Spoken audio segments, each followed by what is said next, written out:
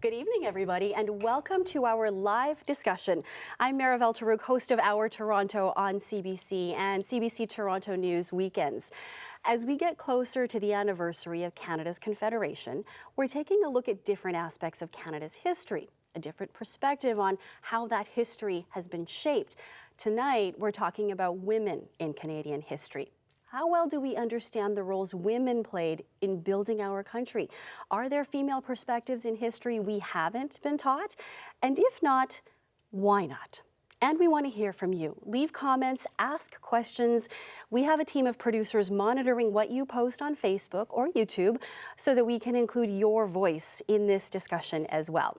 Joining me in Toronto, we have Pamela Sugerman, Professor and Dean of Arts at Ryerson University, Funke Aladejemi, Instructor of Black Canadian History at York University, and Tara Brookfield, Associate Professor at Wilfrid Laurier University. Thank you all so much for taking the time today. Thanks for having us. I kind of want to start with a baseline, perhaps, of knowledge. And Tara, let's start with you. How much does the average Canadian know about women in Canadian history? I think they might know more than they think they do, because if they've spoken to their female relatives or other women in their lives and know about their mothers or grandmothers, aunts, they've learned about what it was like to be a woman in a different time period. So that general ordinary slice of life, I think they probably know more than they think. And Funke, what are your thoughts on that? Yeah, I agree along those same lines that I think the average Canadian has a sense of Canadian women, what their experiences were like. But in terms of complicating those narratives and starting to think of a more diverse group of women and how that shaped the nation, I think that we still have a long way to go. So a superficial sense is what I'm getting at. Yeah, we're starting to warm up, and I think we still have some heavy lifting to do. Okay, Pamela, what do you think? How much does the average Canadian know? Well, I think the average Canadian does certainly know about some leading historical figures who are women, but as compared to the number of historical figures who are men, they probably have more limited knowledge. And I want to ask you too, when you meet post-secondary students, specifically, what have they learned by the time they get to you? Well, whether they be historical figures of the past or women who are icons or famous in the present, there's not a whole lot of knowledge. I mean, I teach a sociology of gender course, and sometimes we'll talk about athletes, for example, and I ask them to name 5 famous male athletes in the past or even in the current time, and it's very easy. I mean, lots of students can come up with those names immediately. But when I ask them about 5 famous women athletes, it's more difficult. It takes a bit of time. I see some vigorous nodding there too. That's been your experience as well once they get to post-secondary? I teach sort of general Canadian history classes as well as the Canadian women's history class, and I find the 2 things that they'll come in knowing a little bit about are that women did things in the wars, but a very superficial way, and they think that's maybe the only time women ever worked, was the war changed everything for them, the First or Second World War. And so I have a lot of work to do going back and showing sort of a much longer history of work and participation, but also complicating that only certain women had opportunities to do the type of work they're thinking of in the world wars. The other thing they know a little bit about is the person's case and sort of in connection to women getting the vote. And so those are very modern 20th century examples of women's history. And so they don't know very much from all the things that came before the 20th century, I would say. Funke, it sounds like you share that same experience. Yeah, definitely. Teaching from an African-Canadian perspective, it becomes even more complex because a lot of the students that come into the class tend to think about or know American historical figures. And as a result, they rarely pick up on the long, I think, historical legacy of African-Canadian women and their contributions. And that becomes a little bit more complicated in terms of getting them to get these stories and narratives out. So they know a few, but they are still struggling to understand that longer historical line, I think. You talked as well about sort of, we have a general or superficial sense of women's contribution, but Funke, when you do research and you've looked at the perspectives of women, but specifically Black women and their contributions, what kind of a job is Canada doing in having that taught to students and to even adults, Canadians?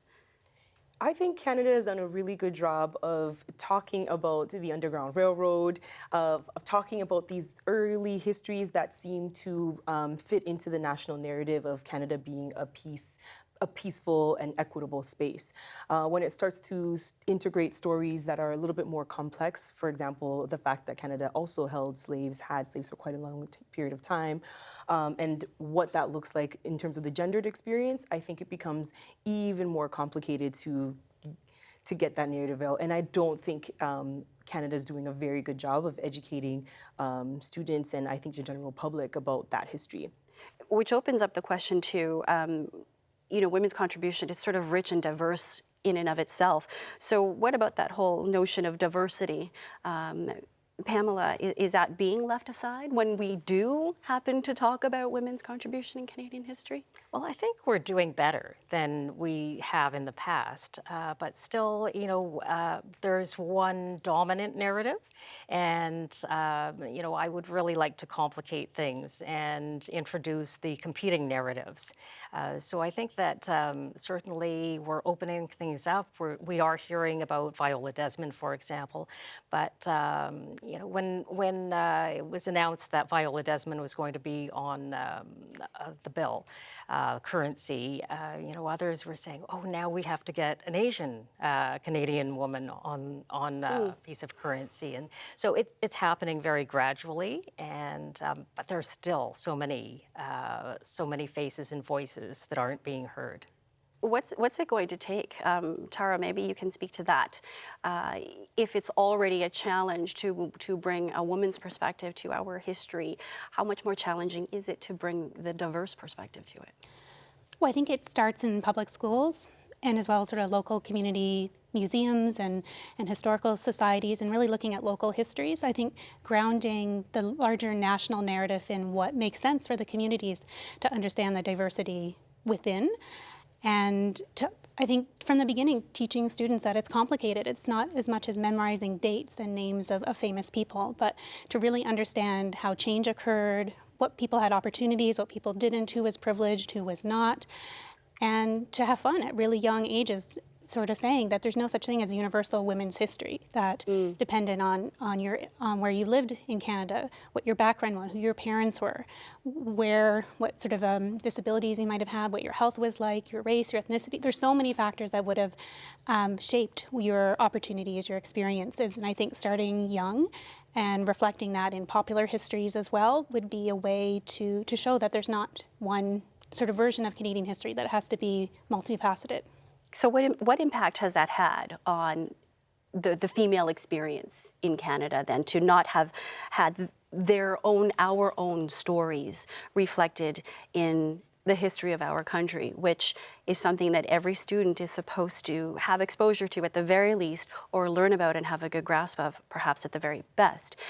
So what impact does it have to not have these voices for the women of who are living in Canada, who are learning about Canada, who've just moved here? Pamela, let's start with you. I think role models are very important. I mean, it's kind of a scary term when someone says you are in a leadership position and you should be you are a role model to young people, to students in particular, but they're really important. So when they see someone at the front of the room in a lecture hall, they want to see someone who resembles them in some way, or someone who speaks to their experiences and recognizes the value of the experiences of their mothers and grandmothers. So I think that it's very important that we be able to open up the discussion and introduce different kinds of life experiences. Would you say that that's held back aspirations then of women in Canada, because there hadn't, and Funke, maybe you can address that, not having that being reflected in our culture and in our history? Yeah, I think the long-term implications of that is to truly feel like you belong to Canada, right, as a nation.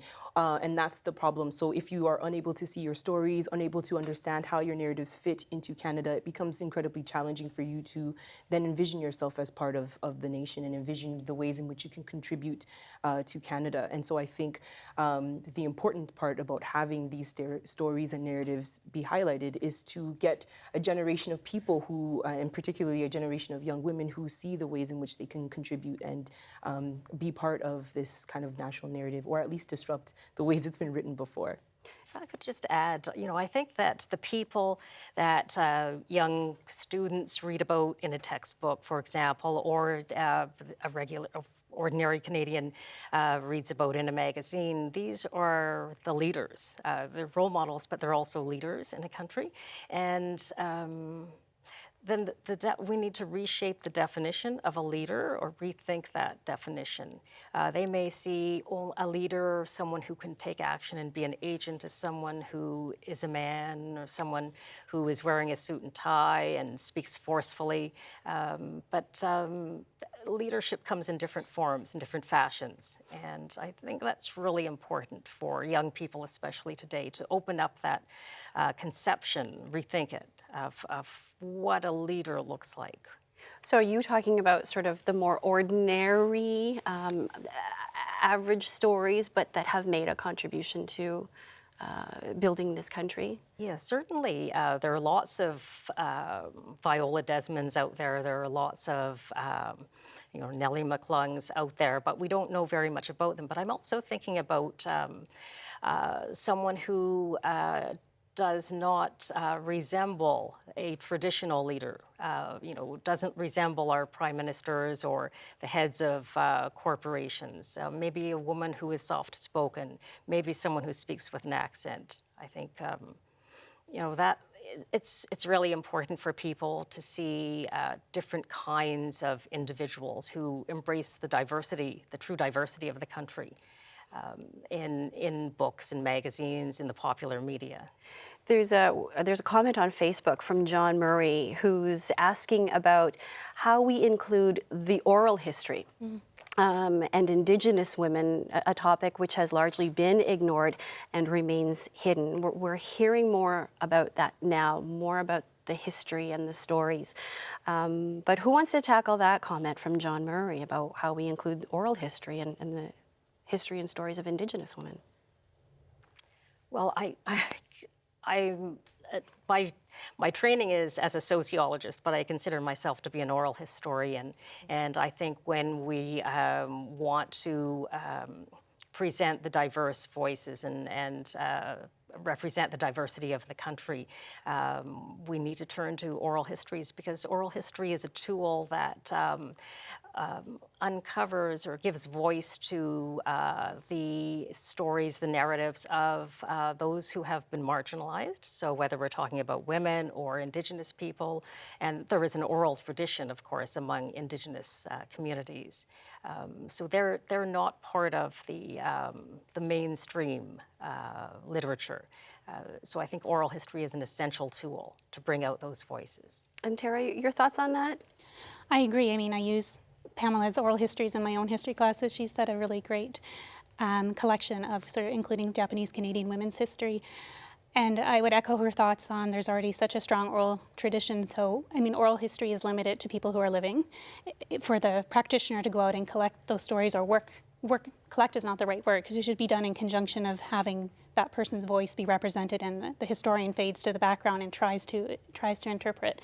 But for Indigenous communities who've had such long traditions, you're able to access longer histories because they've been able to circulate in their communities for so long. Of course, there's been great challenges to that with language eradication through the residential schools, but many communities are trying to regain those language skills and keep those stories going and have that sort of way of telling history be passed down without having to have a professional sort of historian be the interpreters. But they're a great space for finding out what happened in the past from a perspective that often isn't shared in mainstream history.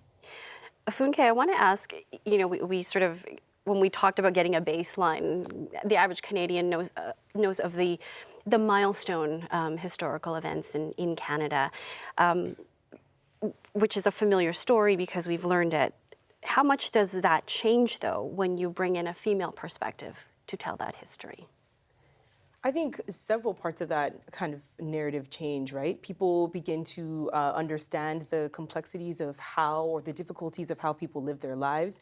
And they also start to see the ways in which people have built relationships with one another. And I think that when you start to include female voices into that narrative, you start to think about the ways in which relationships have been built, the way collaborative movements and organizations have been structured. And I think this is a really interesting way of thinking about how to integrate women's perspectives by talking about that interrelationship that happens between various groups, between community organizations, and all of these things that women have and continue to do to help people socialize and to function as Canadians. So something like World War II. Tara, what would you say would be different if there was more of a female perspective included in that history? Mm-hmm. Well, I think often when we think of the Second World War, we think of Rosie the Riveter. Maybe we can do it and as if they're looking at women, for example, as patriots and helping with the war effort on the home front. And so that is definitely a side away from, let's say, the battlefields and the soldiers' perspective. But that would only be one aspect because women were active in so many other ways, including resisting the war, and women who would have experienced being identified as enemy aliens, for example. So I think we can't say women are one entry point to telling one story, but multiple entry points for showing what military history could look like from people who are not usually the ones who are in the armed forces, for example. So I think you're using the social history of war, understanding what it would be like to have to be a wife, to be a mother whose loved ones are overseas, or you yourself as a member of the sort of the women's auxiliaries in the armed forces or in the medical sort of units, what their experiences would have been like from a different perspective from the front lines. Which makes me think of your earlier point in that, that's a passed down history that a child might get from having a grandmother or a mother who had just personal experience there. So then does that mean, Pamela, that we are taught or have a textbook history of the female contribution to shaping the country? Yeah, I think we do. I mean, I think it may be more complicated than that, in that we know that there is that that dominant narrative, which we don't really hear about what was happening in the home. The dominant narrative tends to focus on the public sphere, or even to promote the idea that there was a public versus a private sphere. I mean, they're very much intermingling, the private and the public. And so we don't hear about the women who were trying to make ends meet by engaging in different types of income-generating activity, but not in the formal economy. We don't hear about the women who took in boarders and did people's laundry, who have done unpaid domestic work, who looked after their kids. And I think there's a tendency to devalue that history and to not consider it as legitimate. That when most Canadians think of history, they think of the war heroes, and it's not to deny the importance of that history. However, it's to enrich Canadian history by exploring the experiences and the different locations of people in all Canada's diversity. Although there are a few female Canadians who I think are taught in school. I mean, I think of Kim Campbell, Canada's first and only Prime Minister, which, I mean, I graduated from high school before she was, so that wasn't even part of my history lesson. But way back, Laura Secord, the heroine of 1812. So their stories are chronicled and their stories are taught. Should we keep telling their stories, even their stories, the same way?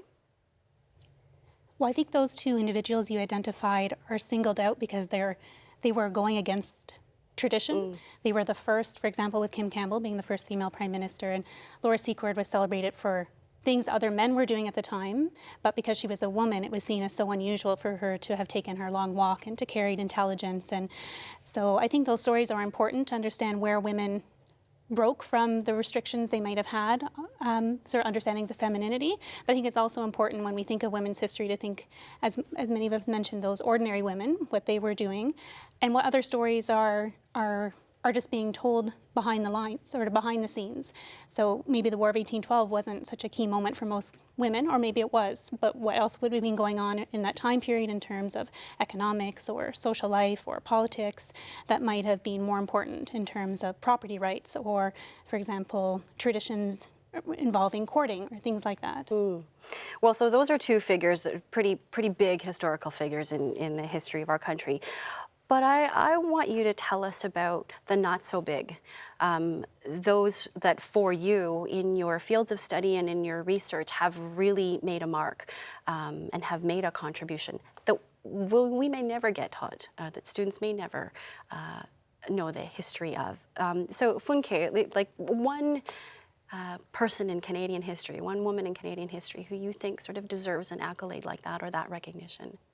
Yeah, I think of Sophia Pooley, for example, right? She was an enslaved woman, essentially, who was sold in Canada to a Mohawk, to the Mohawk chief, Joseph Brant, right? And I think about the ways in which her story really complicates our narrative of African Canadian history. So what do we do with this complex relationship between Black enslaved people and Indigenous populations? How were those relationships made? What was the gender dynamics when, for example, Sophia Pooley was actually living in this Mohawk community? And like, how were these complicated relationships happening? So I really like her as an example because while she kind of, there's not much that has been written about her life and her story, I think what's interesting about her story is the ways in which she allows us to look at the ways in which different relationships in Canada functioned and how people related to one another. And it disrupts this kind of narrative and notion about Canada as being a place where enslaved peoples, for example, came to find freedom. And what did that look like with Indigenous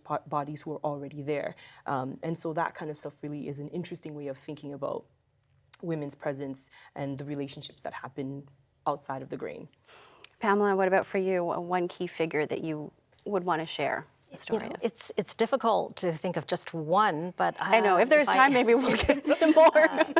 I think of Bev McCloskey. And Bev was an auto worker, and she was a member of what was back then, decades ago, the UAW, United Auto Workers, Local 222, General Motors, Oshawa Workers, which subsequently became the Canadian Auto Workers Union and is now Unifor.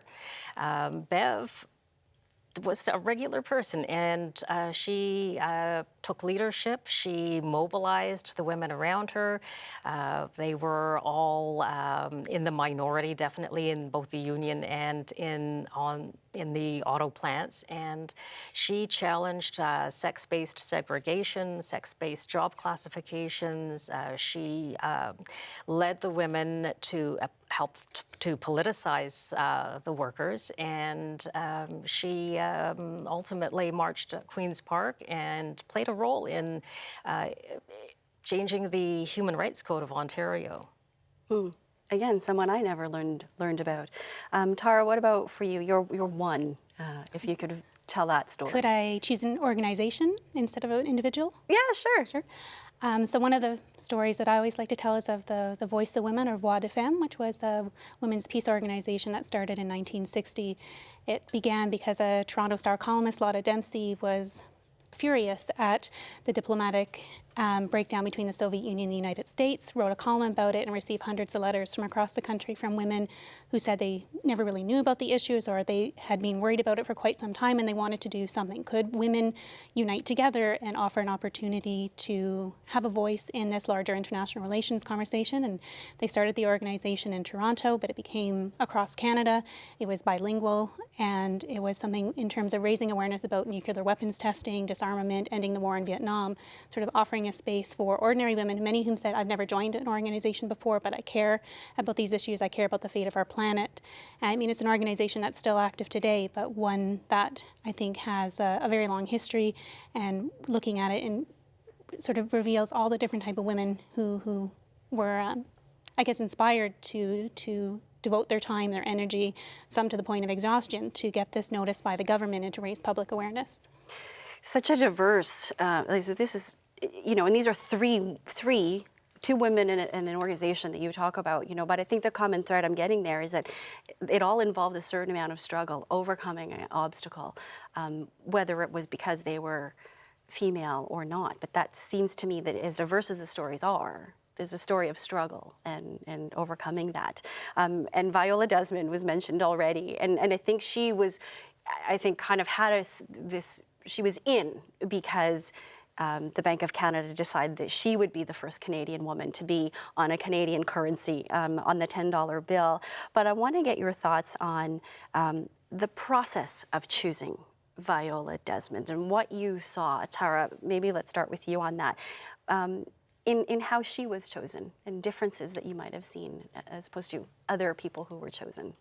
Well, I thought it was, the long list, the short list, I think it was an opportunity to get these stories that you've been asking about out in public conversation. And I think it was a really eclectic group who made I think it was like a top 6 they had before Viola was chosen. And I think having media attention and panels like this debating it. But what I find interesting is that the vetting process became very political, as I think it should be, and the women in some ways had to be perfect. That people were looking for a heroine, I think someone who could uphold all the values we have today, but when we look at history, many historical people don't hold the same values we have, just as I'm sure the people in the future will look to us and find a lot of flaws with the way we see the world. And I think that's a little bit unfair in terms of when we're understanding the past, that we can't always look to the past to mirror the things that we want. And the fact that no other male figure has ever been vetted in the way that these women were in terms of understanding all their ideas, their decisions, their choices was troubling to me in a way that to have the first woman and she had to be perfect and she had to belong, and that's an impossible fact. Viola Desmond was an excellent choice, so I'd have no problem with the choice, but I think the process beyond being just raising interest in history got sometimes a little bit ugly in a way that none of our male historical figures have ever had to withstand.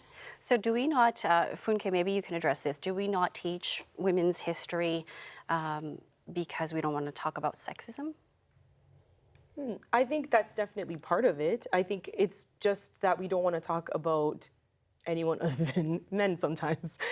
So it's the idea of maybe in order to talk about sexism, we have to talk about the difficult and long-standing institutional problems that reinforce processes of sexism, that reinforce the ways in which women have a particular gendered experience. And I think sometimes we don't like to talk about those difficult stories, and we don't like things that are particularly hard to talk about. And as a result, part of the idea is that we don't like talking about women because of sexism, but it's so much more than that too, right? It's that we like talking about specific types of women, that we like focusing on a specific kind of narrative, and as a result, the women that we do talk about reflect specific ideals, reinforce specific institutions, and don't allow us to therefore see some of these kind of complicated things, or that people who are living their lives, they have flaws and they have issues and they're complex human beings, but that they're trying to understand themselves. And I think that we don't allow that space all the time. And what about in terms of, I just want to go back to Viola Desmond, and Tara was talking about how you had to almost find a perfect woman, not a perfect person, to receive this honor. Funke, what about thinking about who they gave it to and the process of giving it to her? What did you see in that? Okay, so I saw a lot of awesome things in it, in that it really galvanized communities to start talking about Viola Desmond and start talking about the long-standing tradition of African-descended peoples in areas like Nova Scotia. And I think that was fundamentally important for allowing these kinds of community dialogues and spaces to happen. However, I think in choosing Viola Desmond, there is an interesting narrative arc that continues to get reinforced, right? That is that Canada is a place that recognizes its problems and issues with racial discrimination, but has moved past that. And I don't think that that's necessarily the case. And I think in encouraging and promoting Viola Desmond, we're starting to get excited about those stories, but also think about notions of segregation, think about notions of discrimination as if they are something in the past. And I don't think that that's entirely true. And well, Pamela, a lot of your research and work has been around reviving the stories of the Japanese internment, and perhaps in those situations, the female contribution there hasn't been fully told. Why do you think that's the case? that we're not hearing that female perspective in this experience where they seem to have had such a huge influence in their experience there? Well, I think first of all, the experiences of Japanese Canadians, period, those weren't shared for a long, long time, and it's only in the 1970s, as a result of the redress efforts that is on the part of communities of Japanese Canadians and who struggled for decades and finally had got formal recognition from the federal government that that they were not a security threat during the war, that what was done to them, the internment itself, was wrong. So that it's after that acknowledgement, their stories became and their memories became more legitimate, and people began to talk about them. And it did take the community to begin to enrich the history by sharing their memories. I mean, they feared backlash. They didn't talk at all, or I shouldn't say not at all, but they didn't talk much about what had happened to them during the war. And so I think what we're seeing now is the next phase of that, where we're seeing diversity within the Japanese Canadian community. We're talking now about women's experiences. I mean, they weren't formal property holders. Much of the narrative was about the dispossession of Japanese Canadians, the financial losses, but women's names weren't on the deeds, the land deeds, or they weren't the owners of the fishing boats. But now we're beginning to see that, they were the ones who had to cope when, a lot of Japanese Canadian men were put in prisoner of war camps, or they were put to work on road camps in Alberta, in Ontario, Northern Ontario. And who was left to take care of the families at home? Who was left with that uncertainty and, to transmit information to children? It was the women. So I think we're beginning to see that the diverse experiences of women. How do we get better at telling these stories so that in an oral history that is dying off, how do we get better at telling that so that we as a country are perhaps a bit more whole in how we're viewing our history? Tara, let's start with you. Well, maybe one way is to not think of history as a road to patriotism, like a way for us to love our country. Like, we can love our country for other reasons, but often I think people are discouraged from telling complicated or stories in which there's not happy endings because they associate learning about the development of Canada with your national pride, perhaps. And I think that's not what history's job is. It's to understand how things changed over time. And if you mentioned oral history, I think, for example, encouraging people informally to talk to their relatives if they're in Canada, to get young students in elementary schools and high schools doing oral histories with their communities and senior centers and things like that, and teaching them the skills in which to collect historical information, to analyze it and get excited about the problems and not be afraid of encountering some of the stories that we've just mentioned that involve a lot of tensions or discrimination, for example, to really understand how things were, what hasn't changed, what are these, and the continuities, for example, of things such as prejudice that exist today, and what were the roots. And I think that people can then better understand sort of how society operates today if they know more about the past. Funke, what about you? How do you think we could get better at telling women's stories? I think one of the best ways to get better is to see the everyday acts as linked to these important historical stories. I think more often than not, when we're talking to community members or trying to get people to start to document their history, they often think that it's unimportant or not relevant or something that they don't need. And then it's only after you start to tell them, actually, this is rooted in like this strong historical legacy, and like we really need this story to continue so that students and people understand. So I think one of the best ways to do it is to begin to start to change our attitudes about the ways in which we think about history as something that's done in the past, something that's not relevant, something that's detached from our everyday experiences, but to begin to look at it as something that is very much connected to our community centers, very much connected to the local archives down the street, and these kinds of things, so that we can start to record and see the value in speaking to our grandparents, people that are connected to our communities. And what about you, Pamela? Maybe something we should be doing that we haven't done or aren't doing right now to tell these stories? I think, for one, we have to listen in order to learn about the stories of marginalized groups or those who have been previously not heard. And we have to recognize that what gets recorded as history, as legitimate history, is really about power as well. So whose research projects are important, whose research projects get funded, who is in control or making decisions within the media. I think, we need to look at not only what's happening within schools, but, who are the decision makers, who's writing the textbooks, who's getting published, and look at the institutions as well. Well, and Christina Llewellyn on Facebook has a question, and she is asking, how do you see women's history being shared with young people? Or not, is the end part of that question. Funke, do you want to take that one on? Sure. I think there are tons of oral history projects that are now happening in a way. I think the movement forward towards looking at digital histories and digital platforms has allowed for the sharing of women's histories to a broader audience, and that hasn't been done before or has been harder to do in the past. And so there are tons of projects that are now happening that are trying to engage people on digital and online platforms. There are several institutions that are engaging in various research projects that are starting to begin to start that documentation of oral histories of women's stories more specifically, and I think that we're moving there. We're moving there. Moving there. So that's what I wanted to get a sense from the three of you as to whether we are on the right track, or whether we needed to be here decades ago, or we're here and this is where we have to be right now. So where do you sit in terms of that? Pamela, let's start with you. I think we're on the right track, but I think we could have been where we are now decades ago, and we should have been at this point decades ago. I think when we talk about women's history, we really need to understand that there are lots of women's voices out there.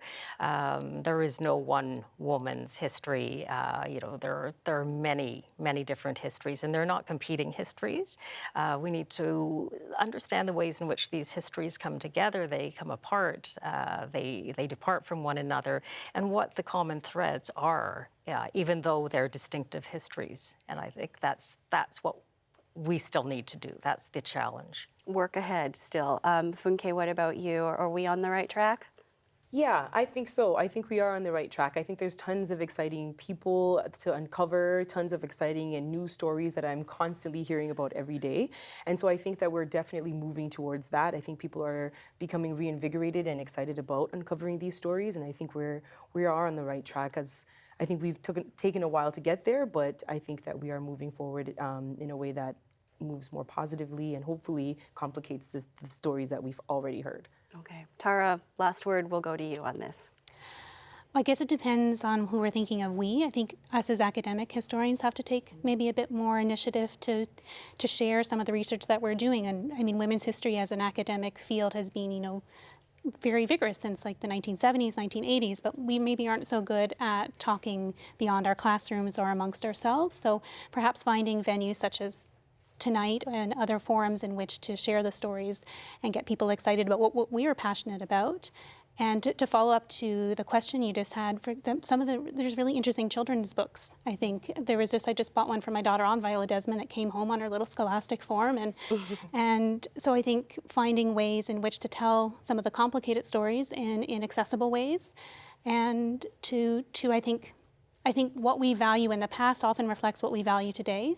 So I think moving forward in terms of sort of gender parity and respecting and value women as citizens in sort of the current contemporary landscape would help people then see the value in researching the past as well.